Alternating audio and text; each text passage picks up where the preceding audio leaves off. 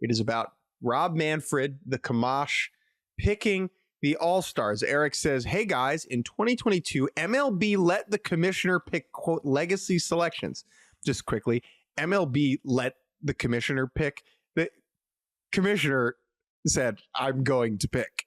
It wasn't like the league said, hey, Rob, you can do this. Rob is the league. But hey, I digress. MLB let the commissioner pick legacy selections for the All-Star game, so Miggy and Pujols could be All-Stars. And then we haven't done it since. Would love to see Kershaw get named. He's been pretty good this year. If they need an AL representative to just let Scherzer hang out at the All-Star game. Let's honor our 40-year-olds more. Thanks, guys. Eric. Great question. So I love this question. And honestly, it is kind of related to the players we were just talking about, as he mentions Scherzer.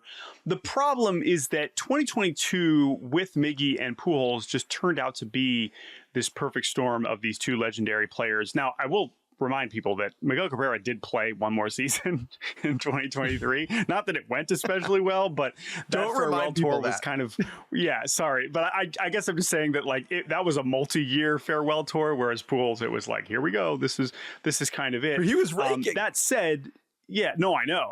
That's the thing. Like he deserved it. But in this case, it's just like there just hasn't been an obvious one. And when you mention those pitchers, like Max Scherzer is the last person you want to be like, hey, we're like trying to get rid of you by like honoring you as an all-star and like, all right, it's time to move along, dude.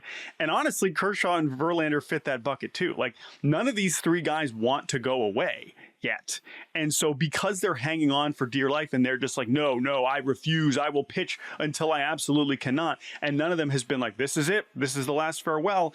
Even though we as outsiders have been like, all right, well, this has to be Verlander's last year. All right, well, this has to be Scherzer's last year. Surely Kershaw can't be doing this much longer, which is to say, maybe that does happen for one of these pitchers in the next couple of years, and we do this for them. I also do think that it could totally happen again for some other veteran like Freddie Freeman in 3, 4, 5 years. But we just don't have an obvious candidate right now. By the way, Andrew McCutchen also fits that. He would be in that bucket, but he also is not like, this is it for me. If he did, maybe he would be the pick. But right now, it just there's no other obvious candidate.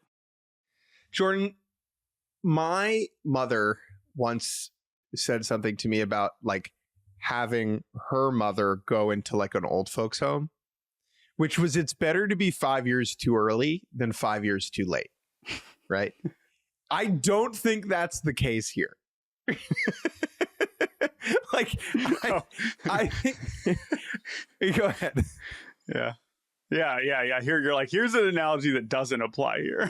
This is not how I feel about this. Yeah, I don't know, but you see what I mean? Like, I do think we will probably see this again in some form. It just has to line up with someone who is so clearly saying goodbye, but is also so clearly not an all-star, but is also so beloved and like should be celebrated in a certain context. It's the obviousness of the goodbye, and I think what makes that possible is the end of a really ugly contract.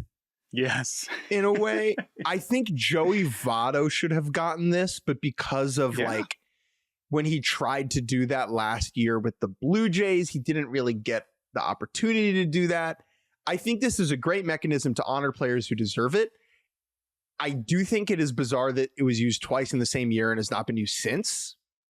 I think that is just a product of who is around and available.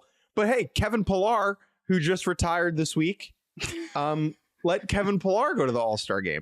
By the way, quickly, and Kevin Whit Pillar, Merrifield. And Whit Merrifield. Kevin Pillar went on, I think he went on Foul Territory to say, I'm out. Thanks for the memes.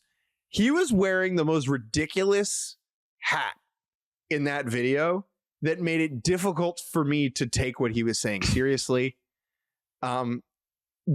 His like I'm a Jewish cowboy bit just hits so hard for me. I'm all in on it.